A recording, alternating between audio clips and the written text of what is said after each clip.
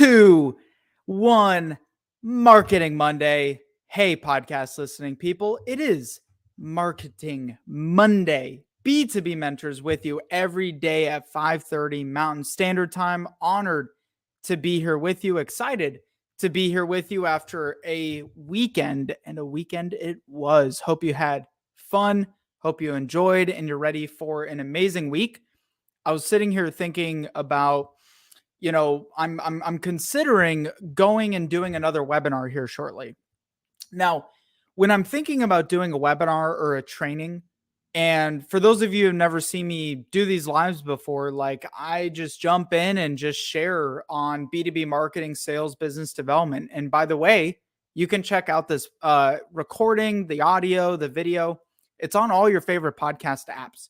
So if you want this content, check it out. If you're watching live, I appreciate you. Make sure you drop a like, drop a comment, share this so somebody else can see this. But I was thinking about doing another webinar. And the first thing, of course, as a marketer that I'm thinking is, how do I brand and promote? Like, I'm going to go through this with you in real time. How do I actually sit there and ideate and strategize on how am I going to not only brand this webinar, because that's really what you have to do nowadays, is you can't just throw out a random webinar and hope it's going to be successful, right? You maybe got a catchy title and you got some good subject matter, but you really need to brand it and you got to promote it. You have to get it out there in front of people, especially with how distracted we are, how many potential webinars there are nowadays, how many different trainings there are and everything. You got to promote. You don't just throw one post out on social media. You don't just throw one email out on social media and you're going to be successful. And you don't just use one channel. So I'm constantly thinking, okay, if I'm going to do this, how am I going to tap into all of my channels that I have available to me and leverage those to get the right people into my webinar? And I've been successful with webinars. Webinars aren't dead. They're very, very effective, but it depends on how you frame them. It depends on how you position them and how you do go about actually branding them and promoting them. There's a reason when I put on a webinar or I put on a training for our company, we get a 50% or higher show up rate. So if X number, let's say 100 people register, I can expect that 50 people will show up. And, sometimes it's 20%, sometimes it's 30%, but you always want to increase those numbers. Like the smallest little increase in those numbers can make all the difference in that one extra sale, that one extra lead, that one extra opportunity that you wouldn't have had otherwise. So when it comes down to branding, and when it comes down to strategy first, I mean, one thing that really, really does matter, because there's so many out there, is how am I going to make this valuable enough? How am I going to make it attention grabbing, right? And how am I going to make it so that it breaks through the noise? And that starts with first the name, which is funny because a lot of people come up with all the content for a webinar. The first thing I do when I come up with a new webinar idea, and I don't even call it a webinar, by the way, I usually call it a free training, because people like to learn. They like to train. And when, when I hear the word webinar, I'm often thinking like, okay, here's going to be a big sales pitch, right? And nobody wants that. They want to learn something. They want to take away something. Anytime I put together a training, which I think has helped with our attendance rate, because those who have attended our past trainings know this, which means they want to attend our future webinars or trainings, is I literally give away secret sauce, like tips, things that you can take from the information that I'm giving you that day and be able to implement it the very next day or even the same day. And I've tried to maintain that every single time I put together some sort of digital training. Now, another way that you can go about doing this is, maybe it shouldn't be you. Maybe it doesn't have to be you. Maybe it can also be a partner, because when you develop a webinar or training with a partner or an influencer who also has maybe more awareness, better brand development, they have a better following, more focused following, then that's also another way to go about this. Like, it doesn't have to just be you that puts together a training. So I'm going off base here, but the first thing I'm going to look at is, okay, before I even consider how do I brand and promote this, I need to put together a kick-ass landing page, focused, not too much content, and is intended to be very clear and concise on the how, the what, the why, and the when, and get people to take action and feel that if they miss out, they're genuinely going to be missing out on something good, because they are, right? By the way, you guys are liking this, like this video. Please like this video. I would appreciate you so much. I get so many DMs from you guys who are like, Connor, I've been watching your live streams. Oh my God, you've been doing these every day. You're so crazy. How crazy are you? And I'm like, well, maybe you should be crazy with me and like my video. If you're watching me, if you like it. So I hear from you, but give me a little bit of a notice. Give me a little bit of a ha that you're listening and aha that you're listening in. Okay. So is it valuable? Is it attention grabbing? And does it break through the noise? Now, when I'm looking at this, obviously I'm going to start in considering with my existing channels. So first, email. How can I write a cadence of emails that aren't just going to, like everyone gets those damn emails, webinar, you're invited, you're invited to my webinar or free training or da da da. I tell a story, which is really fun, especially in email. When you have an email list of people who are watching you, paying attention to you, I tell stories in a way that gets people's attention. They're like, oh, this is interesting. It kind of teaches something, a lesson, maybe a story of something that happened to me that week or that I've experienced in my life. And then I tie it in to the theme of our webinar. And it's almost like a, hey, by the way. Now, if you're doing an invited and like, hey, reminder, we have this webinar coming up, that's fine. But if you're really trying to build the primer and you're trying to get the initial attention and get people to sign up and show up, build a story and a brand around what you're going to be doing. And I'm talking to myself right now too. Like, I'm re-educating myself on this while I'm looking at, potentially relaunching a new webinar or a new training here soon. So do I have a cadence? Am I going to tap into my email list? Do I have an engaged email list of people who have bought from me in the past? Maybe they've signed up for something in the past. They've registered for other stuff. They're on my email list. They've downloaded whatever materials.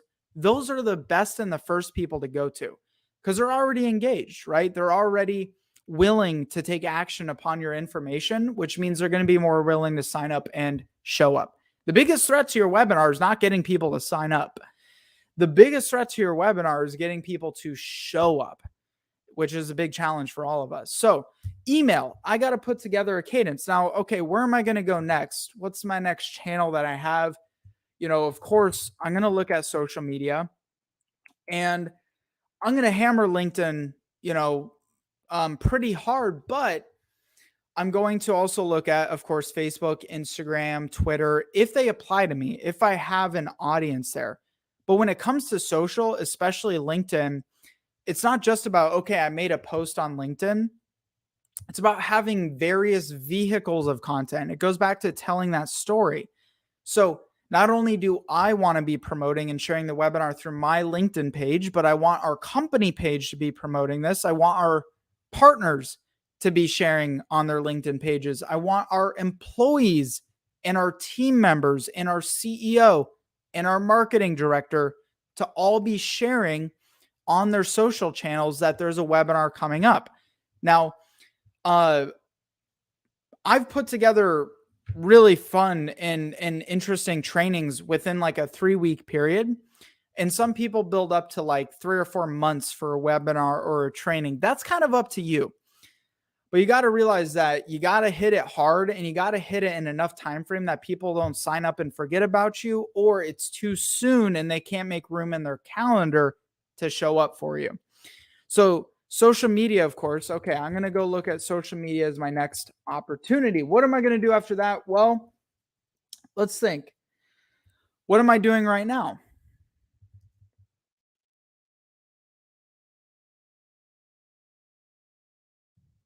I may put together a series of live streams leading up to the actual event. A lot of people are afraid to give up their secret sauce in marketing or promoting or branding out a webinar. I am not. I will give little bits and pieces, breadcrumbs, breadcrumbs, a trail that will lead up to the final, masterpiece of an hour training or 2 hour training. And so doing a series of live streams like this is also a really great avenue to be able to build people up on social media, get some attention. Every time I go live on LinkedIn, my connections are notified. So if I can sneak in there upcoming webinar or whatever I'm promoting, I use these live streams to always prime my audiences of the things that I'm trying to be focused on right now. Number five. Next thing I always like to look at is affiliates, partners, and influencers. So of course, there's some that I've already done, had relationships with before that I've used. Those are the first people I'm going to go to if it's worked, if it's actually done something in the past, right? And there's a few ways you can do this. Maybe a podcast interview to promote. Maybe you should speak at their event, and you can pay to do this, by the way. Like, don't be afraid to pay to play to get people to attend your webinar or your training. Affiliates, send to their email list, do a podcast interview, co-write a blog, have them promote out somehow or do their own form of promotion and pay them per attendee. There's a lot of different ways to do this, but it's always better when you're considering, okay, maybe it's not about what my audience thinks of me, but it's about what a third party can validate about me. If I can tap into a business celebrity in my industry and build a relationship to the point where they're willing to promote my webinar, boom, that could be magic for you. And that could totally open up your audience to new interested buyers. Number 6, when it comes to content, I'm always thinking trifecta. You've heard me talk about this trifecta effect before, right? The trifecta, because everybody educates and everybody's attention is grabbed differently. Some, folks only read articles. I'm a younger millennial. I also read articles. I read a lot of articles and read a lot of books. And I know baby boomers who only watch video. So the trifecta needs to complement all the different ways that your audience actually educates themselves. You can't just do one thing and post a bunch of pictures of your promotional for your webinar and expect to be successful. Some people don't consume that way. And people consume through stories, which means long form content is a great way to go. Videos, articles, and visual graphics, as well as audio, right? Can you use podcasts? Can you use video content? Can you use graphics, memes? Can you use articles and write something that would what I mentioned in doing emails? And so when I do emails, I'm telling a story. I can do the same thing in blog post format and then lead it into my webinar as a call to action at the end of it. So 6, trifecta. What else am I going to look at? In this, I really love, type it all out. LinkedIn event pages has been really successful for me and successful for a lot of people. There's a reason people are hitting this constantly, because I can go out, create an event page, put a registration link, or I may even stream my webinar directly to LinkedIn for those who have registered on my event page. There's like 3 or 4 different ways that you can actually go about it. But at the end of the day, it's a great way. Let's say I have 16,000 LinkedIn connections. And so if I create an event page, I can go through and invite hundreds of those regularly every other day. I don't know what the number is maxed out at. I'll have to report back to you on there, but it's a lot. Especially if you're careful about who you're inviting and you know who you're inviting because they're part of your audience and they're going to be relevant for this. You want people to be accepting your invites to attend and to show up. So the LinkedIn event pages are a really, really good method to get, if I invite Fred, and Fred is an influencer in my industry, and he signs up on my event page, not only can I invite maybe 50 people, 500 people a day, whatever the number is, it's a lot, but he too, on his LinkedIn profile, can go in and invite a good number of people as well. So these are just some of the thoughts that I go through when I go in and I create a new platform, a new webinar. I don't have a webinar yet to promote to you, but this is something I'm working on, and I'm just sharing with you as I'm working on this in real time. Hope you enjoyed. Please make sure you share this. Go subscribe to the podcast. Let me know you're listening. Send me a DM. And if you want a chance to network, mastermind, and get together with a group of B2B marketers like me, ambitious marketers and executives, business celebrities, come check out our free mastermind. We're doing our next session next Thursday, the 10th. Every other Thursday, we run this. It's free to you for paying attention, staying till the end, free gift. So check that out. Much love to you, my friends. Make it great. And I'll see you tomorrow, 5:30 Mountain Standard Time. Bye.